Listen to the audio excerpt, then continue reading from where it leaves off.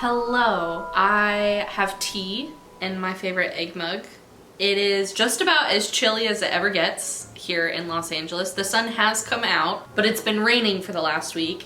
And I feel that this is the most appropriate time to discuss the fact that I read the Harry Potter books for the very first time last year as a 26-year-old. I wasn't allowed to read or watch them growing up for religious reasons.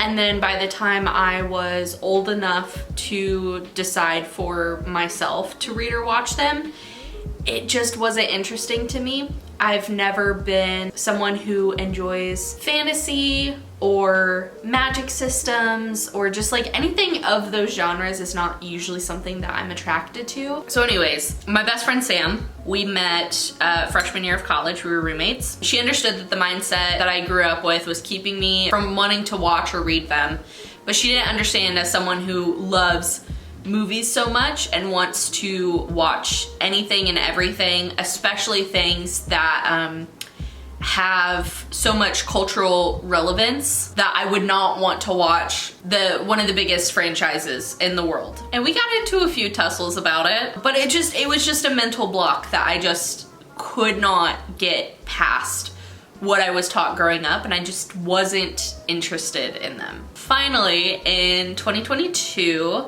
I was visiting her in Savannah after Christmas before New Year's, and I was gonna be there for over a week, and so I said, how about every day that I'm there, we watch one of the Harry Potter movies? And I cannot explain to you the elation that this caused. It was a very, very big deal to her and to me that I finally decided to give in and watch them.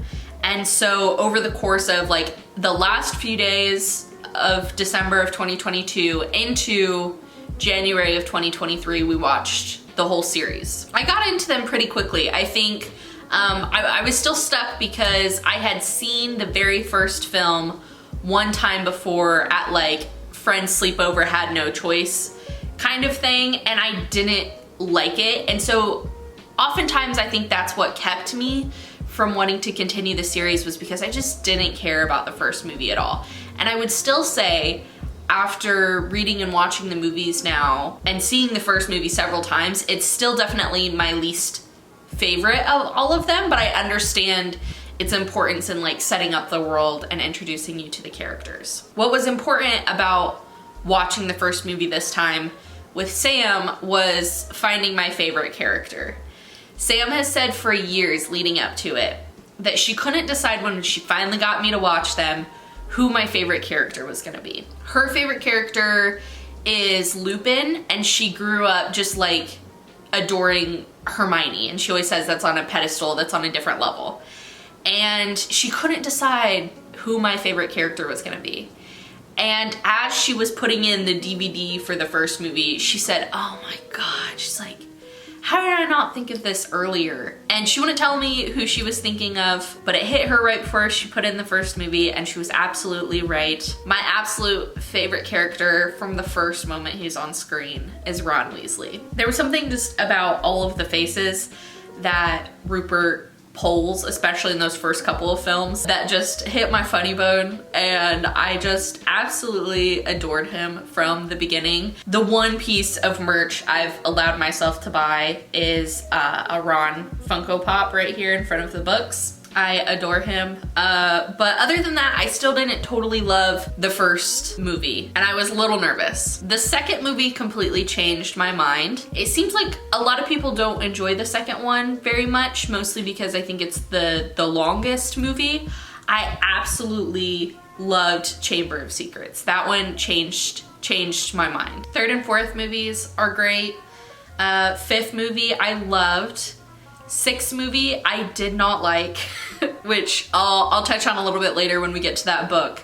And then I loved the last two films. I love the depressing, angsty, sad ones. So we finished all of those, and I was like, okay, like I get it. I totally understand why people love them. I had a newfound love for Rupert Grint. I loved all the different directors' takes on the different movies. I loved watching the reunion. I think it's really cool that so many talented, well-respected older actors were a part of those films. And it sounds like they took such great care of the younger kids that were in the films as well. When I got back to LA after visiting Sam, I decided a few months into the year that I was going to read them. And she was shocked to hear this, and she reminded me several times that she didn't ask me to, she didn't expect me to.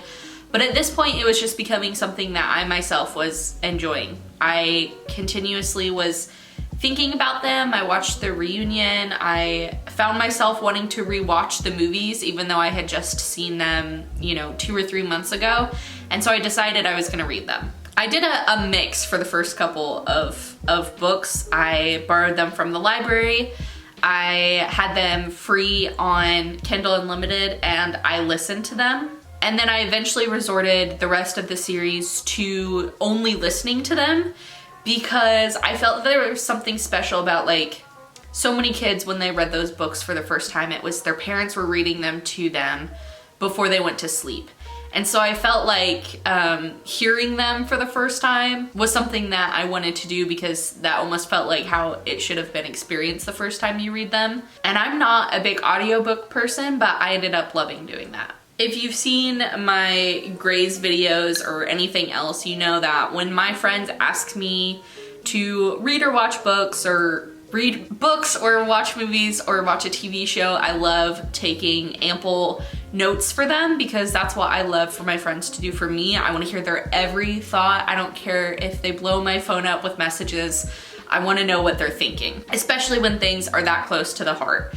So I took some pretty deep notes as I was reading each of the books, and so I thought the main part of this video will be breaking down what I thought of each of the books, and then we'll do, I have a list of my favorite characters and my favorite books, and that kind of stuff we'll do at the end. This goes without saying, but if you are on the same kind of journey that I am, I've seen a lot of people making videos like this recently on TikTok and whatnot, and you don't want things to be spoiled. I'm going to spoil everything, because I just assume that everybody else in the world except for me knows what happens. Okay, I'm gonna do a little rundown of the notes that I took for Sam.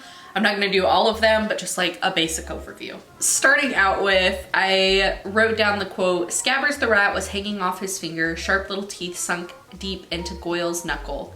Scabbers finally flew off and hit the window. I think he's been knocked out," Ron said to Harry. He looked closer at Scabbers. "No, I don't believe it. He's gone back to sleep." And I wrote, "I know Scabbers the rat becomes a problem later, but in this moment, I love and adore him." Pre us finding out who Scabbers is, I loved him. I think he's hilarious. I love him and Ron together. The Funko that I chose, because there's so many different Harry Potter like variations, the one that I chose is Ron and Scabbers, so I know we hate him later. In this moment, love and adore him. That was from chapter 6, The Journey from Platform 9 3/4. Chapter 7, The Sorting Hat, I wrote down the quote, "Ah, music, a magic beyond all we do here," which I absolutely loved. Chapter 10, Halloween, but from that moment on, Hermione Granger became their friend, and I wrote, "Catch me sniffling." My closing notes for Sam after the Sorcerer's Stone was, I believe you called it, but I do love Percy the Prefect. I do still love Oliver Wood. When we were watching the movies, I absolutely fell in love with Oliver Wood. I thought he was a little cutie patootie, and I loved him in the books as well. I'm in love with Hogwarts itself, the building and all that. Really gets my haunted house obsession, the stairs and the portraits and everything. Ron is still my favorite, so sassy, so cute. I wonder what it's like to have a peaceful life, Ron sighed. I love Ronald. And I gave the first book 3 stars. Book 2, Harry Potter and the Chamber of Secrets. I wrote down 2 quotes that I just loved from chapter 4 at Flourish and Blots. The first was, "The ghoul in the attic howled and dropped pipes whenever he felt things were getting too quiet, and small explosions from Fred and George's bedroom were considered perfectly normal." And then the other quote I just thought was funny was Arthur Weasley, of course, saying, "Ingenious, really, how many ways Muggles have found of getting along without magic." I really loved the interplay and interconnection between like the wizarding world and normal life. I didn't realize until we were watching the movies, like I grew up thinking that Harry Potter was like, it was just the wizarding world, I guess. I didn't expect everyone to be a wizard, but I didn't expect it to be like normal real life that we're living, and then people are just aware of wizards existing and Hogwarts existing. I thought the books, like that was the only world. Does that make sense? Anyways, so I was really interested in the interconnection between the two when I was reading the books. Another Ron quote from chapter 6, Gilderoy Lockhart. "You could have fried an egg on your face," said Ron. "You better hope Creevy doesn't meet Jenny or they'll be starting a Harry Potter fan club." Closing notes. I loved this one much more than the last. So much Weasley, as discussed. I love them all. Dobby is a lot less annoying when you can just read him and you don't have to listen to him. Harry's little trick at the end to free him is so quick and smart. Also, Tom Riddle is fascinating. I love the origin story. I love Ronald. You'll see a little theme with all of my closing notes. But yeah, I really liked Dobby in the books. I thought it was funny. Like when you watch that first movie with him in it, you're like, oh my God, he's so annoying. But I really loved reading him and reading his little character. This is also the first time that I really started to like Harry, how like witty and quick he was. And yeah, I just love the Weasleys. I gave this one 4 stars. I loved it. Number 3, Harry Potter and the Prisoner of Azkaban. One of my favorite quotes from the whole series was the opener of this one from chapter 1, Outpost. "Harry Potter was a highly unusual boy in many ways. For one thing, he hated the summer holidays more than any other time of the year, and he also happened to be a wizard." I thought this was such a great way to open up a kid's book that's a series that you don't want to like completely rehash everything that happened, but it just gives you a little sprinkle of what we already know about Harry and what we're learning about him, and I really liked that one. One of my absolute favorite things about the entire series, specifically about like the world building, is the portraits in Hogwarts. I think that is genius. I think it's so interesting. So I have chapter 6, Talon and Tea Leaves. They hurried after him along the corridor, following the sound of his armor. Every now and then they spotted him running through a picture ahead. It's just so cool. It's so cool. I love that so much. Chapter 9, Grim Defeat. It was a mark of how much the class loathed Snape that they were all glaring at him because every one of them had called Hermione a know-it-all at least once. I loved this picture. My note is, I love this part so much. Ronald, obviously, but I'm also just picturing all of those angry little angels, parentheses, Alfie and Seamus. So this is a good time to explain. By Alfie, I mean Dean Thomas. In the movies, Dean Thomas is played by Alfred Enoch, who plays the main character opposite of Viola Davis in How to Get Away with Murder, which is my favorite TV show of all time. I watched the show from the time that it ran all the way through when it ended.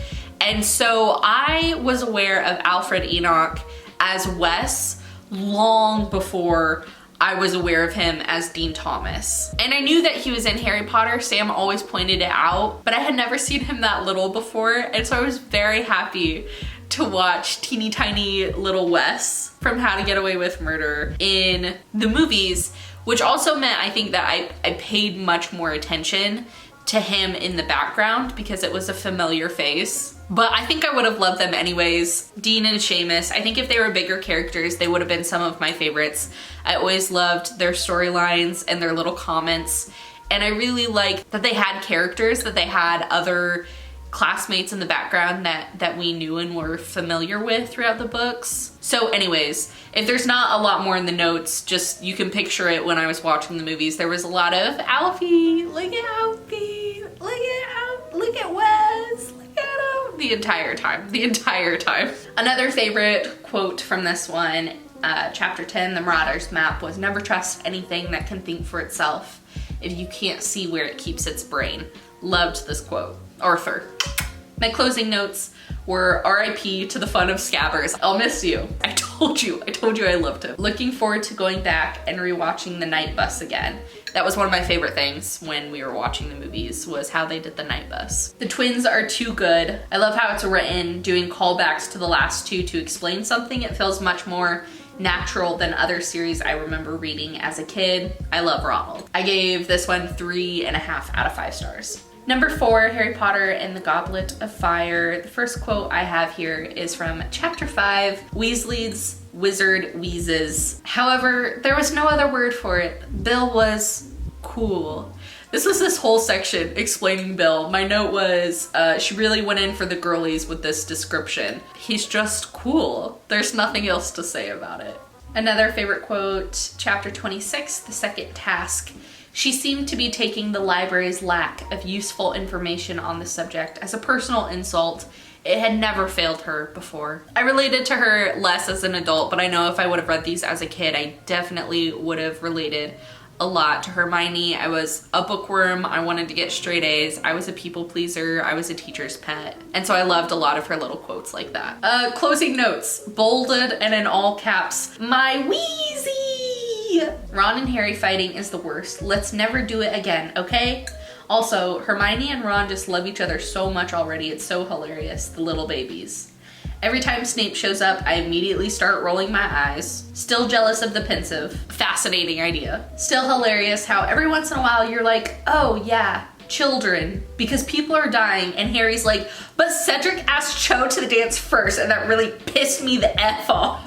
My brain can never wrap itself around how interconnected the real world and the wizarding world are. I always grew up imagining it was a separate world. She does such a good job of making Cedric's death so tragic, even though we haven't known him for that long. Oh, Hermione, you little psychopath. LOL at the three of them and Fred and George all hexing Draco, etc. at the same time. I love Ronald. Oh, my PS. So this is true. I cry at everything all the time.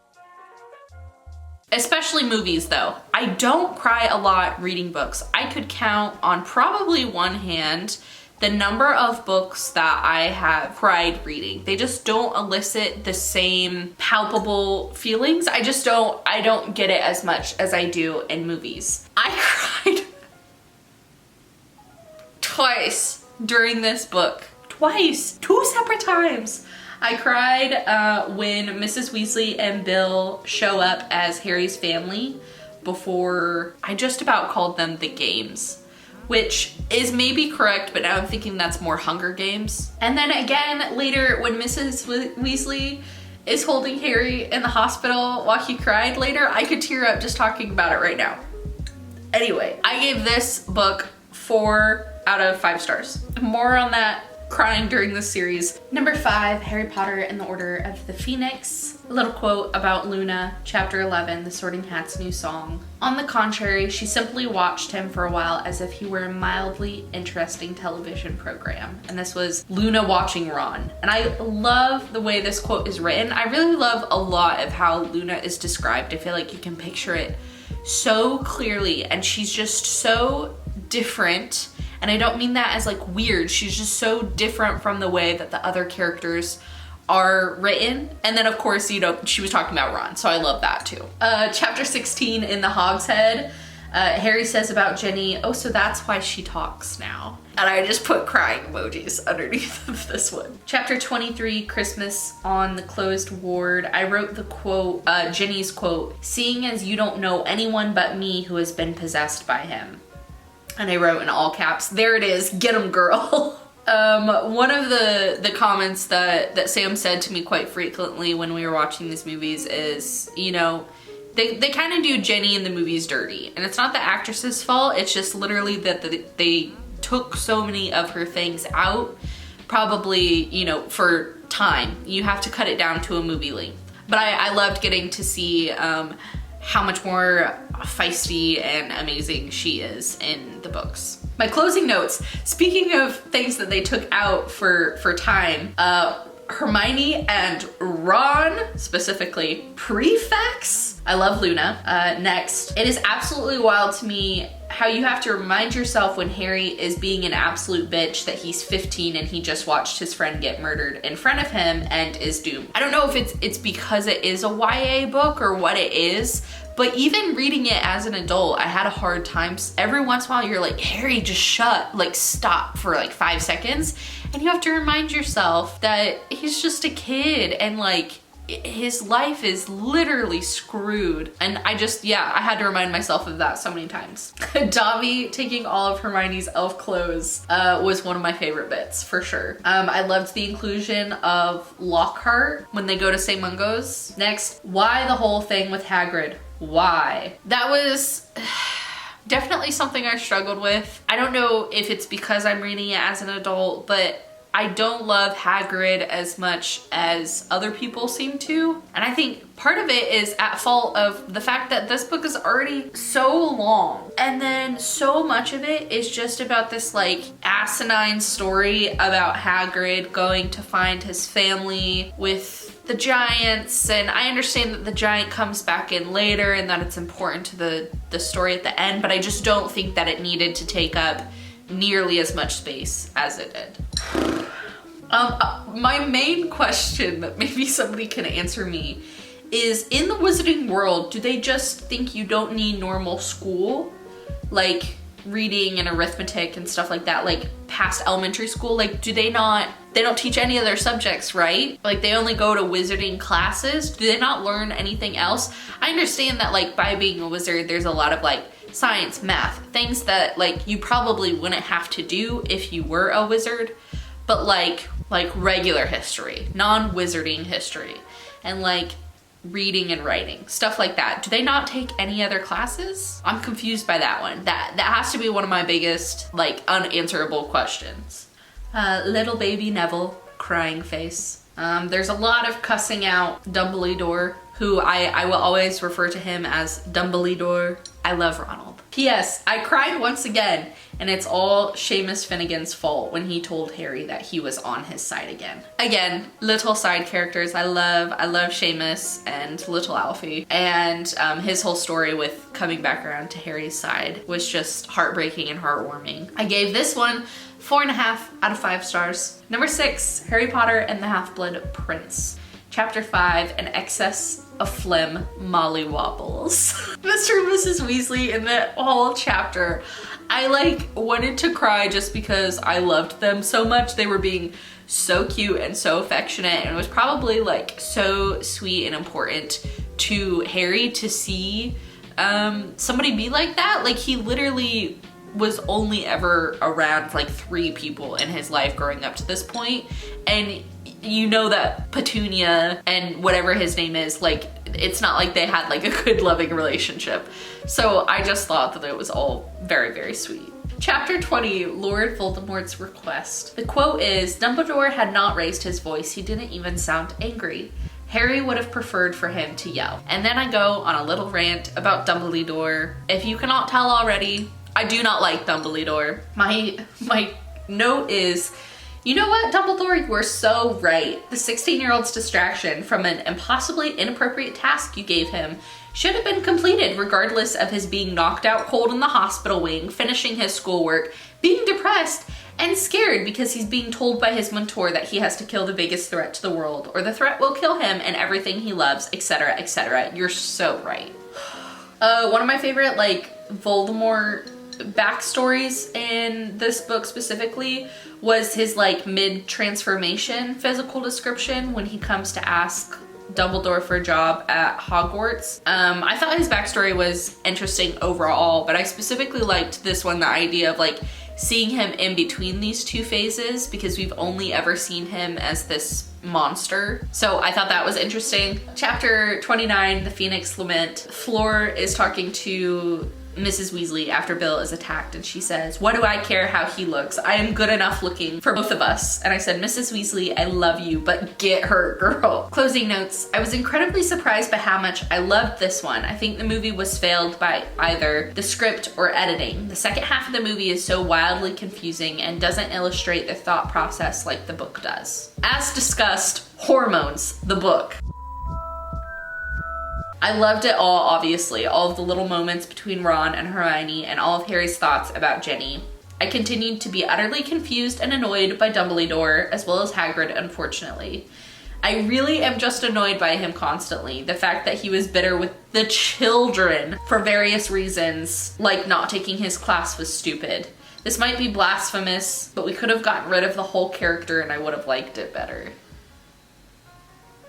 And finally, I love Ronald. My note on this one, again, I feel like I probably would have liked him more as a kid. That probably affected my opinion a lot, but one of my biggest issues in the world with people in real life and characters is when the adults do not act like the adults and they're asking the kids to act older than they should be, gets under my skin. And Hagrid does not act like an adult most of the time. And especially in situations like this where he was annoyed with the kids because they hurt his feelings because they didn't take his class. And it's like, that's not what they're there at school for. You should want them to be taking the classes that they want to take. Like, he's annoying to me.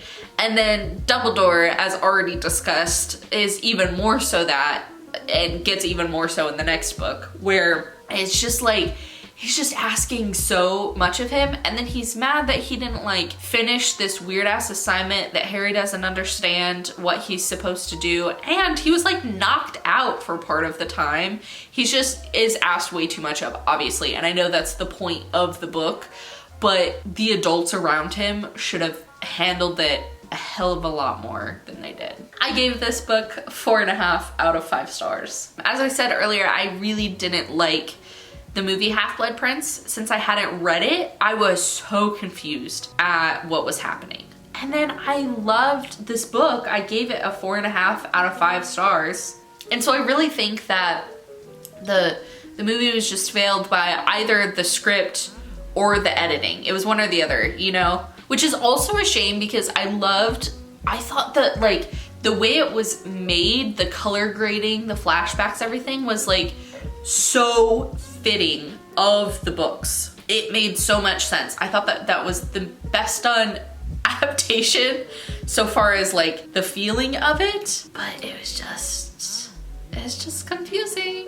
But I love the first half of the movie that goes along with a lot of the themes of the books, where it's literally just hormones.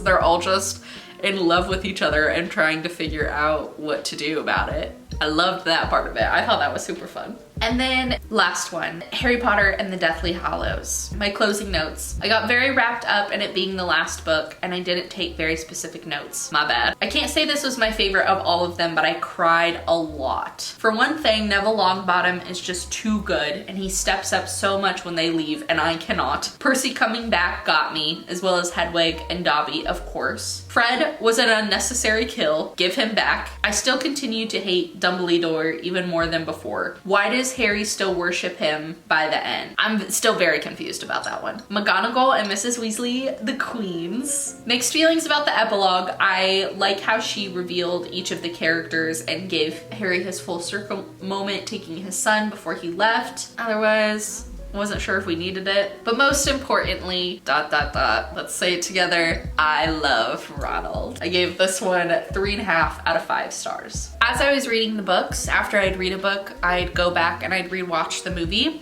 which means that my letterbox at the end of the year was just Harry Potter, considering I'd watched all of them 2 times, and several of those actors are in other things that I had seen. Like literally, it was like the most watched movies, the most watched actors, the most watched directors, everything was Harry Potter. I really loved rewatching them though. I think it made me appreciate them even more. I think the casting for the most part is just like perfect. I don't know if there's anything that I could say about them that hasn't been said already, but I definitely started to understand the like, I need something comforting and fun and good. I'm gonna put on Harry Potter. Totally understand that now. A few other fun things. So I did my book ranking. My absolute favorite was Order of the Phoenix, followed by Half-Blood Prince, which again is just funny to me because I did not like that movie. 3rd, Chamber of Secrets. 4th, Goblet of Fire. 5, Prisoner of Azkaban. 6, Deathly Hallows. And 7, Philosopher's Stone. Before I finished, I went and bought the series. I did buy them secondhand, but I did get them to add to my collection. And it really felt like, this whole journey felt like I was doing some like inner child healing. And so going to get the books and let myself get one little piece of merch just felt like something I had been waiting to do for a long time. And then I have my top 10 characters. Maybe we should go in the opposite direction because we all know who number 1 is. Number 10, Luna Lovegood. Number 9, Remus Lupin. Number 8, Hermione Granger. And then there just comes a lot of Weasleys. Number 7, Arthur Weasley. Number 6, Molly Weasley. Number 5, Harry Potter. I was surprised how much I loved him. I saw a post the other day that was like, can you imagine like being underrated in your own series? And I think it's so true. I really liked Harry. I think there was so much more character specifically in the books than what they put on the screen, or what they probably like put into the scripts for the movies. But I really loved Harry. I thought he was really funny and very witty and smart and quick, as I said earlier. And I ended up loving him. Number 4 though, Neville Longbottom. I adored him. He made me cry so many times in the last book. I adore him. Number 3, the Weasley twins. Number 2, Minerva McGonagall. And number 1, Ronald Weasley. My one. And then I also have ranked my 4 least favorite characters. My 4th to last favorite is Albus Brian Dumbledore. My 3rd to last is Severus Snape. My 2nd to last is Voldemort, because there's one worse than him who is actually Satan, and that's Dolores Umbridge. She's terrible. I hate her so much. Anywho, I'm so happy that I finally allowed myself to get into these. I truly do love them and have thought about them a lot since I finished. I already am looking forward to reading them out of my physical copies and marking them up. I'll continue to rewatch the movies. I've already rewatched a few of them. I'm nervous about them just like ruining my Letterboxd for forever and always. And I get it now. Yay, getting away from religious trauma. And so the last thing I'll do is say goodbye from me and Ronald Weasley.